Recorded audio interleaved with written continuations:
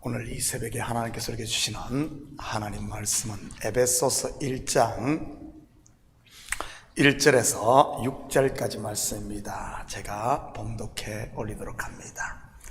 하나님의 뜻으로 말미암아 그리스도 예수의 사도된 바울은 에베소에 있는 성도들과 그리스도 예수 안에 있는 신실한 자들에게 편지하노니, 하나님 우리 아버지와 주 예수 그리스도로부터 은혜와 평강이 너희에게 있을지어다. 찬송하리로다. 하나님 곧 우리 주 예수 그리스도의 아버지께서 그리스도 안에서 하늘에 속한 모든 신령한 복을 우리에게 주시되, 곧 창세전에 그리스도 안에서 우리를 택하사 우리로 사랑 안에서 그 안에 거룩하고 흠이 없게 하시려고 그 기쁘신 뜻대로 우리를 예정하사 예수 그리스도로 말미암아 자기의 아들들이 되게 하셨으니, 이는 그가 사랑하시는 자 안에서 우리에게 거저 주시는 바 그의 은혜의 영광을 찬송하게 하려는 것이라. 아멘. 좋은 아침입니다. 우리는 어제 새벽에 에베소 교회가 어떻게 세워졌는지에 대해 살펴보았습니다. 바울의 2차 선교여행 말미에 들렸던 에베소, 제자들이 간절히 오래 머물기를 청했지만 바울은 그냥 떠납니다. 하나님의 뜻에 맡기고 말이지요. 그 후 3차 선교여행 때 하나님의 뜻에 따라 3년을 머물며 하나님의 말씀을 그곳에서 가르쳤고요. 다시 말해 하나님의 뜻에 따라 말씀으로 세워진 교회가 바로 에베소 교회였다고 했습니다. 그리고 그가 에베소를 마지막 떠날 때도 하나님의 말씀께 교회와 장로들, 성도들을 맡겼고요. 하나님의 말씀이 여러분과 참 교회를 인도하고 계시는 줄 믿으시기 바랍니다. 오늘은 바울의 문안 인사를 좀 깊이 있게 살펴보도록 합니다. 1절입니다. 하나님의 뜻으로 말미암아 그리스도 예수의 사도된 바울은 에베소에 있는 성도들과 그리스도 예수 안에 있는 신실한 자들에게 편지하노니, 하나님의 뜻으로 말미암아 하나님의 주권에 대한 고백입니다. 나의 나된 것은 하나님의 은혜로 되었다는 말도 같은 의미인 것이고요. 이 고백은 본서뿐만 아니라 다른 서신서들에도 동일하게 고백되고 있음을 볼 수 있습니다. 고린도전서에서는 하나님의 뜻을 따라, 갈라디아서에서는 사람에게서 난 것도 아니요 사람으로 말미암은 것도 아니요 오직 예수 그리스도와 그를 죽은 자 가운데 살리신 하나님 아버지로 말미암아라는 표현을 썼고요. 또 다른 서신서에서는 예수 그리스도의 종이라고 고백을 했습니다. 표현만 조금씩 다를 뿐 전부 같은 의미인 것이지요. 이것은 마치 창세기 1장 1절과 같은 것입니다. 창세기 1장 1절이 무엇입니까? 태초에 하나님이 천지를 창조하시니라. 하나님의 주권에 대한 선포 아닙니까? 저는 우리 식구들에게도 이 고백이 있기를 축복합니다. 그런데 이 고백 속에는 순종이라는 의미도 같이 들어있습니다. 그래서 하나님의 뜻을 따라라는 고백을 다른 성경에서는 그리스도의 종이라고 표현을 했던 것이고요.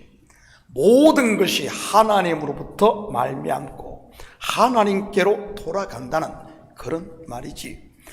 그리스도 예수의 사도된 바울은, 여러분 사도의 뜻이 뭐죠? 헬라어로 아포스톨로스, 보냄받았다는 뜻입니다. 자기를 보내신 이가 예수 그리스도라는 말입니다. 나를 부르신 이가 하나님이요 나를 보내신 이가 예수님이라는 말입니다. 다시 말해 자기의 위치를 밝힌 것이지. 제가 지난 주일 설교에서 이 위치 또는 자리에 대해 말씀을 드렸습니다. 질서를 이야기하면서 말이지, 왜 질서가 무너집니까? 바로 위치를 지키지 않아서 그런 것입니다. 왜 세상에 혼돈이 생깁니까? 자기 자리를 이탈해서 그런 것입니다. 처음 자기 자리를 이탈한 피조물이 사탄인 것이고요. 바울은 이 고백을 통해서 자기를 보내신 분이 예수님이요 자기는 보냄받은 자라는 사실을 분명히 하고 있었던 것입니다. 물론 보냄받은 자는 보낸 분의 일을 해야 하는 것이고요. 저는 우리 식구들 또한 항상 이 자기의 자리를 분명히 하고 잊지 마시기를 축복합니다. 이 자리를 이탈하는 순간 사탄의 종이 되기 딱 좋으니까요. 여러분, 성경에 보면 무엇이 이 자리를 이탈하게 자꾸 만듭니까? 욕심인 것입니다. 자족하지 못하고 조금만 더 하다 결국은 벗어나게 되는 것 말입니다. 그래서 선줄로 생각하는 자는 넘어질까 조심하라고 한 것이고요. 에베소에 있는 성도들과 그리스도 예수 안에 있는 신실한 자들에게 얼핏 보면 이 서신의 수신자가 마치 두 그룹처럼 보일 수 있습니다. 에베소에 있는 성도들과 그리스도 예수 안에 있는 신실한 자들에게 라고 하고 있으니 말이지. 그런데 여기서 사용된 과 할 때 이 접속사를 헬라 원어로 보면 카이입니다. 이 카이가 쓰인 다른 용례를 한번 볼까요? 골로새서 1장 2절 상반절입니다. 골로새에 있는 성도들 곧 그리스도 안에서 신실한 형제들에게 편지하노니, 여기서는 똑같은 단어 카이를 곧으로 번역을 했습니다. 정리하면 에베소에 있는 성도들 곧 그리스도 안에 있는 신실한 자들이라는 말입니다. 이것은 그들의 정체성을 말해주고 있는 것입니다. 그들이 살고 있는 곳이 어디입니까? 에베소. 그들의 정체성은요, 그리스도 안에 있는 신실한 자. 지난 시간에도 말씀드렸듯이 에베소가 어떤 도시입니까?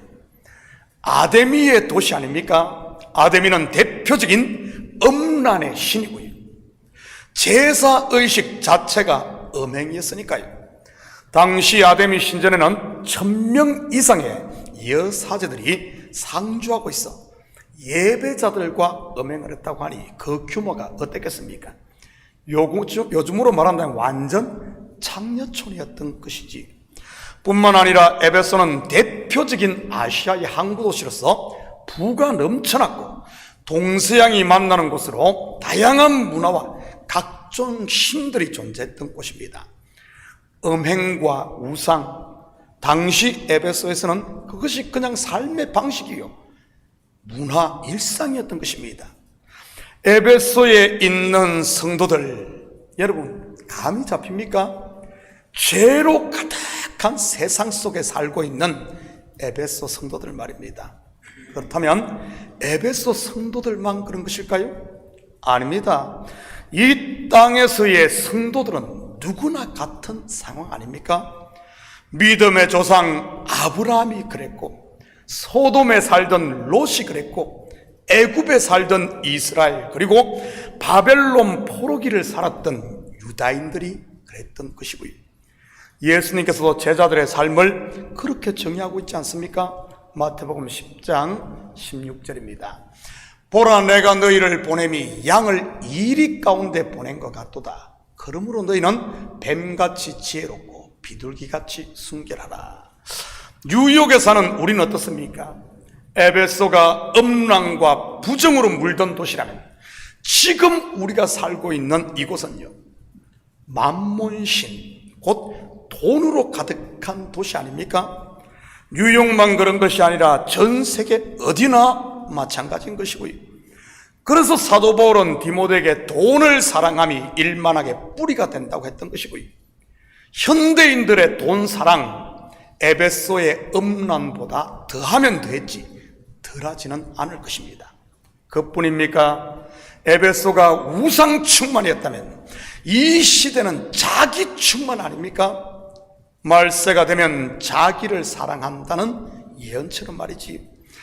이 시대의 제약 2000년 전 에베소 이상이라는 말입니다. 말세가 가까울수록 죄는 더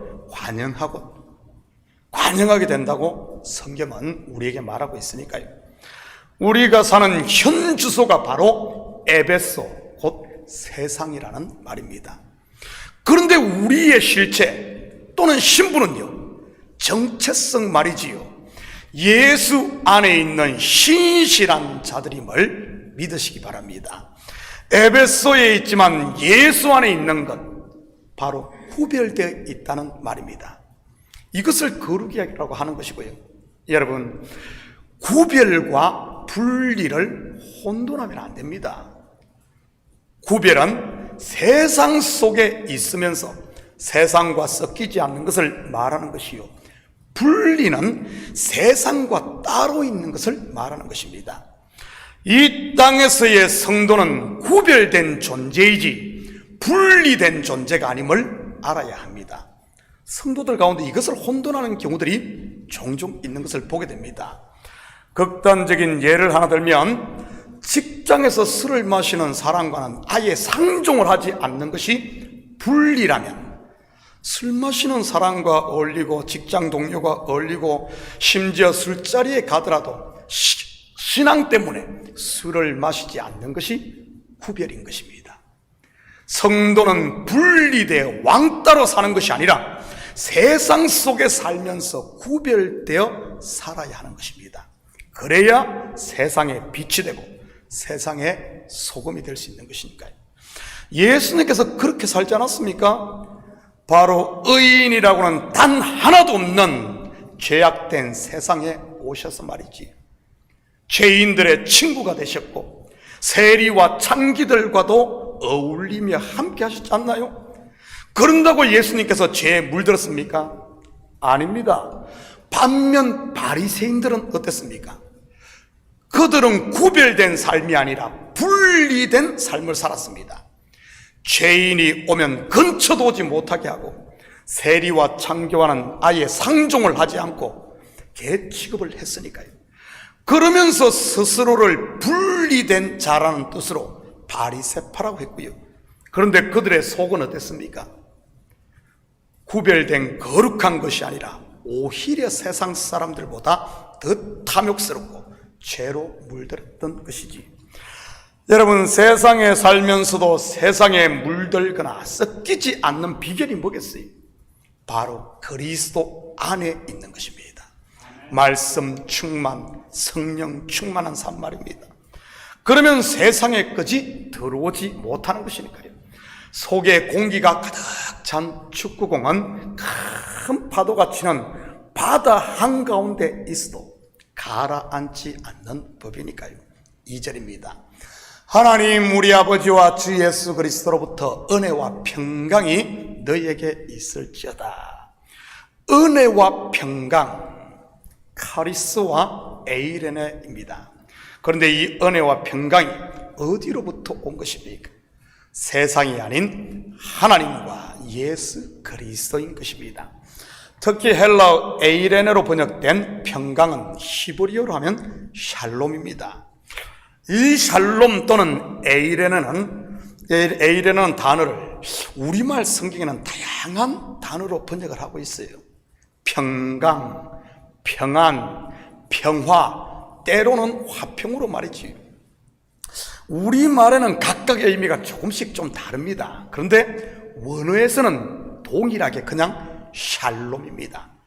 그런데 당시 문헌들을 연구한 신학자들에 의하면 성경과 기독교 신앙서적을 제외한 어떤 로마의 문헌도 이 평강이나 평화를 에이레네, 곧 샬롬이라는 단어를 쓰지 않고 있다고 합니다.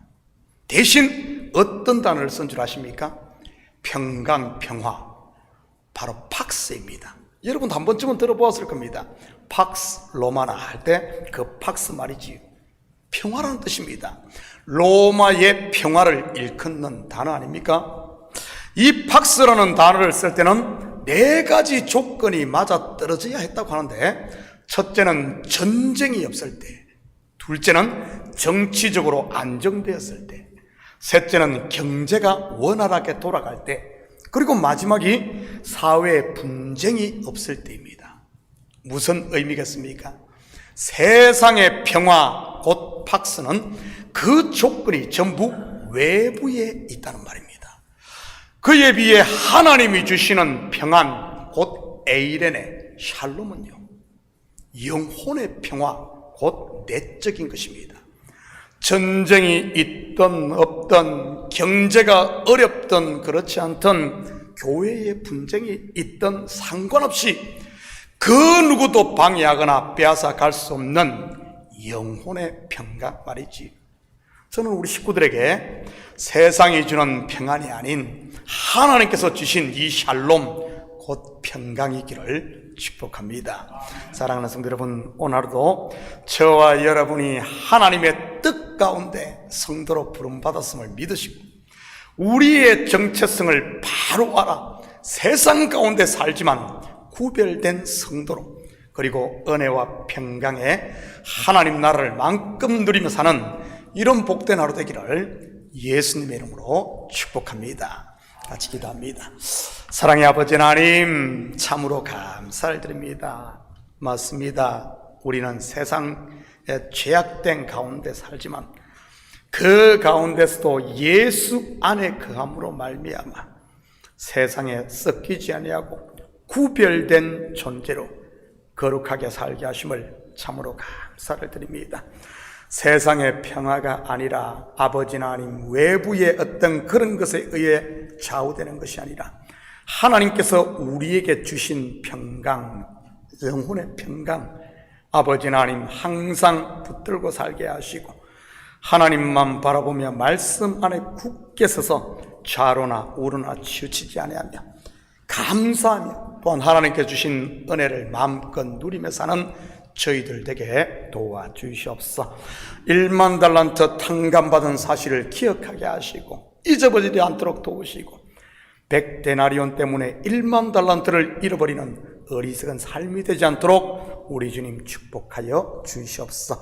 이 새벽도 우리의 마음을 주님 앞에 쏟아놓고 기도할 때마다 아버지 하나님 주님께서 받으시는 줄 믿사오며 이 모든 말씀 예수님의 이름으로 기도드립니다. 아멘.